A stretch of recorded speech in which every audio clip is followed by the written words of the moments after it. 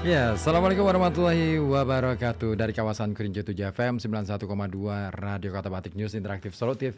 Hadir lagi untuk Anda. Kali ini ada saya Ribut Awadi yang akan setia menjadi kawan Anda selama nanti sampai pukul 9 malam nanti dengan berbagai informasi dalam perjalanan Halo Kota Batik. Nah, gimana kabar Anda? Ya, semoga aja kabarnya sehat selalu dan berbahagia. Dan bagi Anda yang mungkin saat ini sedang dalam perjalanan, hati-hati ya. Tetap patuhi rambu-rambu lalu lintas karena ini belakangan sudah mulai rame nih arus lalu lintas di seputaran Kota Pekalongan terutama di jalur Pantura ya. Nah, jadi yang sudah mulai berjalan nih ya semoga aja hati-hati aja deh pokoknya di jalan. Ya, ingat orang-orang di rumah menanti Anda gitu ya. Nah, Anda kawan, saya ajak untuk berbagi juga ya, berbagi informasi di sini, baik melalui saluran telepon 0285424474 ataupun melalui WhatsApp di 0855420912. Nah, malam hari ini saya punya artikel menarik nih untuk Anda ngomongin soal jelang Lebaran. Nah, ada satu hal yang menarik berkenaan dengan jelang Lebaran. Nah, biasanya kalau jelang Lebaran itu dari jauh-jauh ya, dari jauh-jauh hari ini warga Indonesia ini terutama yang Muslim ya sudah mulai menyemarakkan perayaan istimewa hari istimewa itu. Nah, salah satunya dengan belanja. Belanja apa? Biasanya belanja baju baru. Wah, ya gak sih? Ah, sudah pada ini belum ya belanja baju baru? Kemarin-kemarin saya sempat mampir ke alun-alun udah pada rame tuh. Wah, padat betul arus lalu lintasnya kayaknya di mal-mal juga sudah pada padat juga nih. Wah, rame betul. Tapi gini, ada satu catatan sejarah yang mencatat bahwa membeli baju baru saat Lebaran itu ternyata sudah dilakukan oleh orang-orang Muslim Indonesia ratusan tahun silam. Kapan ya mulainya? Nah, ini dibuktikan dengan kesaksian orang-orang Belanda atas fenomena seperti itu sampai mereka itu terheran-heran. Kenapa? Karena warga Indonesia lebih memilih memborong baju bukan pergi ke pasar membeli daging. Salah satunya adalah kesaksian peneliti Islam asal Belanda, Snok Horgonje. Nah, kalau yang satu ini kayaknya udah pada ngerti nih ya, Gorgonje ini. Dia peneliti asal Belanda yang luar biasa fenomenal. Nah, pada tahun 1906 di Aceh, dia tuh meneliti tentang kebiasaan-kebiasaan atau tradisi masyarakat Muslim di sana. Dan ketika itu dia melihat warga Aceh punya kebiasaan unik, yakni memilih belanja baju baru dibandingkan dengan daging saat menjelang Lebaran. Bahkan pasar baju dan bahan sandang ya kayak kain gitu ya, ini jauh lebih ramai pada akhir masa puasa dibandingkan pasar bahan pangan. Nah, dalam memoir Aceh di Mata Kolonialis yang terbit pada tahun 1906, Snok ini bercerita, kebiasaan ini didasari oleh budaya kasih sayang atau penghargaan suami kepada anak atau istri di hari raya Lebaran yang diukur dari barang belanja, mulai dari baju baru sampai terakhir bahan pangan. Nah, yang terakhir itu malah justru bahan pangan ya. Nah, selain itu di Batavia juga terjadi hal yang serupa. Tahun 1904, Snook juga menulis saat Lebaran ini terdapat banyak pesta yang disertai hidangan makanan khas Lebaran. Terus kemudian ada juga silaturahmi ke kerabat ya. Kalau ini sudah menjadi tradisi yang sangat khas banget nih di Indonesia. Nah, pembelian pakaian baru dan juga hiburan. Nah, sama seperti di Aceh, Snook ini juga mencatat pembelian pakaian baru, terus kemudian petasan, juga makanan. Ini bisa memakan uang lebih banyak dibandingkan hari biasa. Hal ini bisa terjadi karena warga ini menganggap Lebaran itu sebagai hari yang istimewa. Nah, pada sisi lain, tradisi Lebaran ini seperti dianggap pemerintah kolonial sebagai pemborosan. Nah, ini berbeda pandangan nih ya. Nah, dua pejabat kolonial, Steinmetz dan De Wolf ya, ini mengaku keberatan dengan tradisi Lebaran ala warga Muslim Indonesia pada waktu itu. Banyak pegawai pribumi yang mengadakan pesta Lebaran secara besar, tetapi modalnya ini rata-rata dari meminjam uang. Nah selain itu, terkadang perayaan Lebaran juga digelar oleh bupati di kantor pemerintah yang memakai kas negara.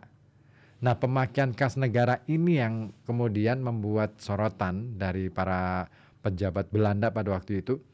Dan ini membuat kas itu menjadi boncos.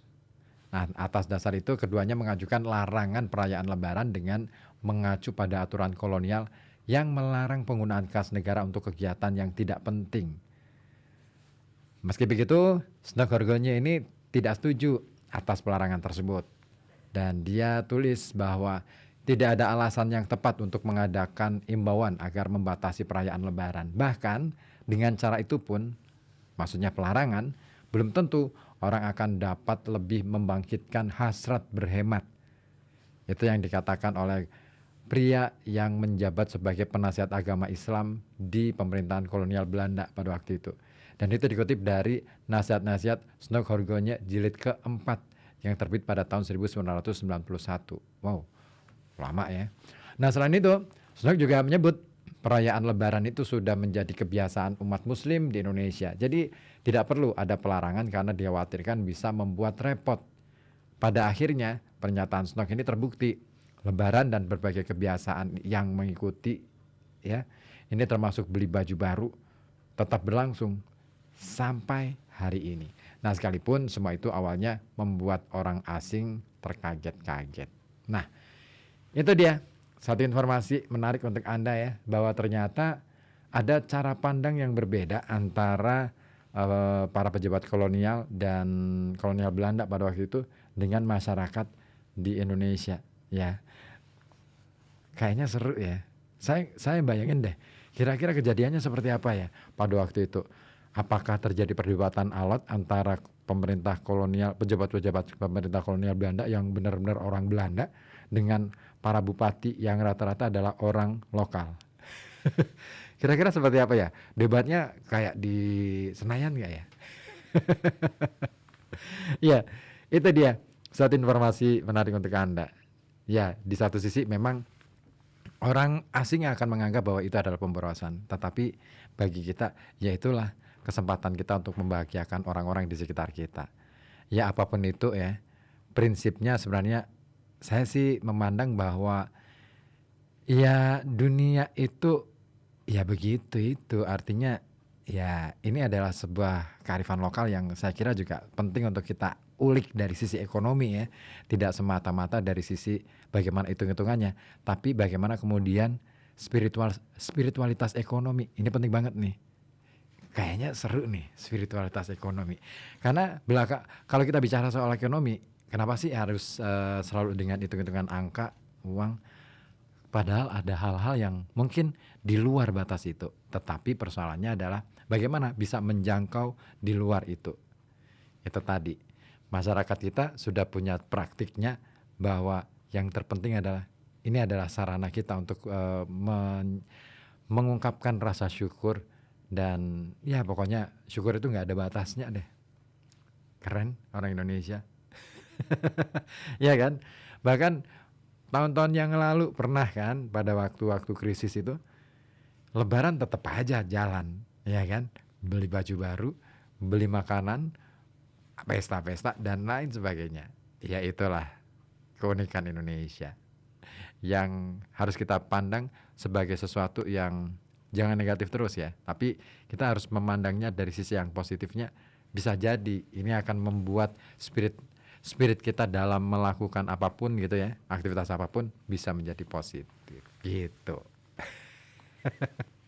Oke, masih akan dilanjut kebersamaan kita ya sampai pukul 9 malam nanti dan ditunggu informasi-informasi terbaru dari Anda.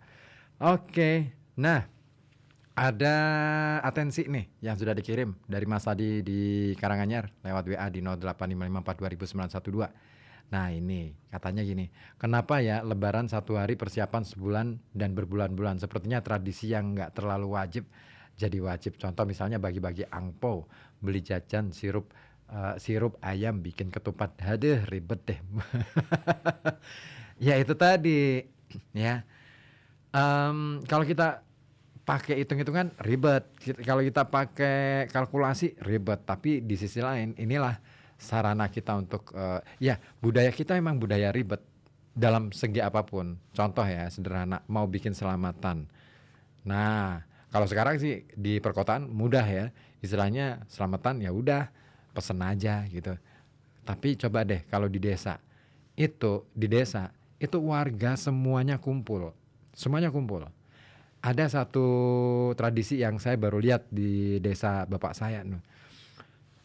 Untuk selamatan meninggal ya waktu itu.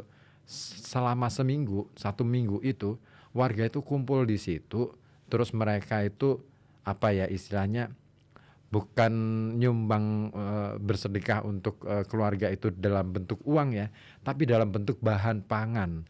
Ada yang bawa beras, ada yang bawa sayur, ada yang bawa bumbu dan lain sebagainya. Terus dimasak bersama di rumah duka. Nah, terus apa? Iya, yang masak siapa? Yang masak orang-orang kampung itu tadi, para ibu-ibu, terutama para ibu ya, para ibu itu masak di situ. Nanti pada saat ada selamatan itu tahlilan gitu ya, itu dimakan bareng. Nah sebagian, dan itu masaknya besar.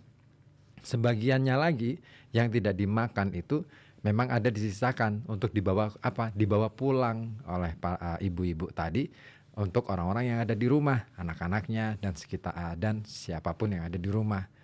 Nah artinya kebersamaan itu adalah penopang kekuatan ekonomi di orang-orang di desa. Itu keren banget menurut saya. Ya memang ribet, memang kalau kita pikirnya praktis. Kalau kita apalagi kalau Mas Adikulu sudah hidup dalam budaya tradisinya orang-orang industri ini ya. Orang industri itu kan gini ya, kalau orang industri itu kecenderungannya kerja dapat upah ya sudah, untuk kebutuhan-kebutuhan makan dan lain sebagainya beli gitu kan. Jadi semuanya serba kita akan ngitungnya adalah ribet, tapi bagi masyarakat pedesaan itu bukan sesuatu yang ribet. Itu menjadi bentuk untuk membangun kebersamaan, membangun rasa empati satu sama lain, saling peduli gitu kan. Dan tidak ada yang merasa terbebani dengan itu semua gitu loh. Nah, itu budaya-budaya di daerah. Apalagi kalau di daerah desa itu aksesnya ke kota jauh misalnya ya. Nah, makanya semuanya serba diambil dari hasil kebunnya sendiri, dari hasil sawahnya sendiri. Nah, itu kemandirian dalam kebudayaan orang-orang desa. Keren banget Mas Adi ya. Ya, tapi apapun itu ya, yang terpenting adalah kita mensyukuri. Itu adalah bentuk dari rasa syukur. Kita berusaha untuk membuat segala sesuatu itu sebagai yang positif gitu loh, hal yang baik gitu. Terima kasih juga Pak Dibyo ya, dia berkembang yang kirim informasi juga mengenai tarif tol Trans Jawa saat mudik Lebaran 2025 ya. Diinformasikan diambil dari okezone.com. Oke, terima kasih ya. Ini tarif tol Trans Jawa saat mudik Lebaran 2025 Tangerang Merak ini 58.000, Jakarta Tangerang 8.500. Tol JORR ya, ini 17.000 rupiah. Terus kemudian tol JORR 2 Kunciran Cengkareng ini 27.000, Kunciran Serpong ini 21.000, Cinere Serpong 28.500 rupiah, Cinere Jagorawi 15.000, Cimanggis Cibitung ini 54.000, Jakarta Cikampek 27.000, Cikampek Palimanan 132.000. Kemudian Palimanan Kanci 13.500, Kanci Pejagan 31.500, Pejagan Pemalang 66.000, Pemalang Batang 53.000, Batang Semarang Kalikangkung ya 111.500, Semarang ABC 5.500, Semarang Solo 92.000, Jogja Solo 42.500, Solo Ngawi 131.000, terus kemudian Ngawi Kertosono 98.000, Kertosono Mojokerto 55.000, Mojokerto Surabaya 43.500, Pandaan Malang 35.500, kemudian Surabaya Gempol ini untuk segmen Dupak Waru 6.000, Waru Porong 10.000, Porong Gempol 9.500, sementara Gempol Pasuruan atau Grati ya ini 46.500, kemudian Gempol IC ya Pandaan ya 14.500, dan Pasuruan Grati Gending ini Rp52.000. Oke. Terima kasih informasinya Pak Sudipyo. Ya, Adi kembali gabung lagi nih. Kalau dulu emang iya Mas, kalau ada tetangga punya hajat atau kena musibah tetangga sekitar kita guyub rukun itu dulu. Tapi semakin kesini perubahan itu drastis. Oke, iya benar. Iya, tradisi budaya kita sudah budaya industri ya kan. Seperti yang saya katakan tadi, budaya industri itu semuanya serba praktis. Orang nggak mau ribet, orang nggak mau berpikir bahwa tapi mulailah kita pikirkan juga. Kalau misalkan semuanya mau diindustrikan, kira-kira siapa yang akan bertani? Dan harga-harga bahan pangan bisa sangat mahal. Iya. Contoh misal kita punya hajat nih, kata Mas Adi kalau kita nggak punya nunjuk salah satu orang, bahkan 2 atau 3 orang yang berbayar juga nggak akan datang membantu Mas. Oke. Terus swear, tradisi guyub rukun kayak dulu sekarang sudah jadi berbayar. Iya itu tadi, karena cara berpikirnya sudah pragmatis ya. Kalau di desa-desa di daerah pedalaman masih Mas ya. Saya masih melihat dan di beberapa tempat-tempat di mana ya, di pedalaman sana. Oh, jangan karena mereka mungkin tidak cukup punya uang gitu kan untuk membeli ini itu gitu. Jadi untuk acara gitu kan hajatan biasanya mereka mengambil dari hasil-hasil bumi yang mereka simpan di dalam rumah. Jadi misalkan ada acara nih, mereka nggak perlu beli roti, tapi cukuplah bedol, kalau istilah kita bedol poong gitu ya. Atau apalah, metik pepaya atau apa gitu. Nah itulah. Ya kalau memang ya kalau kita sekarang memang segala sesuatunya serba berbayar dan memang ya politik uang itu luar biasa ngeri. Ya sejarah uang sangat panjang dan bahkan kalau kita tarik ke belakang ya tahun 1930 ketika Amerika mengalami Great Depression itu ya itu tadi, semua negara akhirnya harus tunduk kepada kebijakan moneter pada waktu itu yang dikuasai oleh hanya beberapa gelintir negara. Semua negara di bawah kolonial gitu ataupun imperialis itu harus ngutang. Iya. Itu terjadi. Coba deh baca bukunya Great Depression. Itu seru tuh di buku itu. Kita akan jadi tahu bagaimana kemudian uang akhirnya memegang kendali politik global. Bahkan sampai hari ini kita belum bisa tuntas menyelesaikan. Contoh sederhana, kurs dolar, kurs valuta asing. Kenapa harus pakai dolar? Kenapa tidak pakai mata uang yang lain? Dan kenapa negara-negara ini harus tunduk pada dolar? Nah, itu dia ya. Padahal kalau kita sekarang mau menggugat mungkin bisa, karena Amerika sendiri sedang dalam kondisi krisis hari-hari ini. Ya, hari-hari ini banyak beberapa negara ini pada kumpul ya, kayak misalkan BRICS, terus kemudian ada lagi perkumpulan yang lain ini untuk membentuk semacam kesepakatan baru dalam politik ekonomi global. Nah, apakah itu akan menjadi jawaban tentang politik global atau apakah itu akan justru menjadi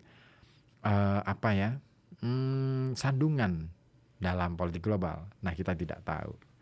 Kita yang ada di sini cuman sebagai ya menerima akibatnya aja. Oke deh. Ya, Mas Adi masih ngetik ya. Saya tunggu ketikanya nanti dikirim di sini di 0855420912. Yang lain saya tunggu juga atensi Anda di sini. Di perjalanan Halo Kota Batik hanya di FM 91,2 Radio Kota Batik News Interaksi.